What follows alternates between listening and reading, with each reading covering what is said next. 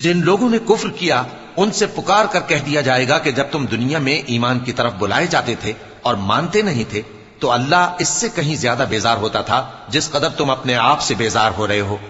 وہ کہیں گے کہ اے ہمارے پروردگار، تو نے ہم کو 2 دفعہ بے جان کیا اور 2 دفعہ جان بخشی، ہم کو اپنے گناہوں کا اقرار ہے، تو کیا نکلنے کی کوئی سبیل ہے؟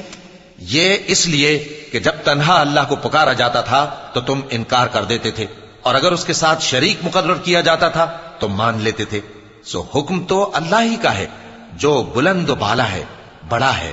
وہی تو ہے جو تم کو اپنی نشانیاں دکھاتا ہے اور تم پر آسمان سے رزق اتارتا ہے، اور نصیحت تو وہی حاصل کرتا ہے جو اس کی طرف رجوع کرتا ہے۔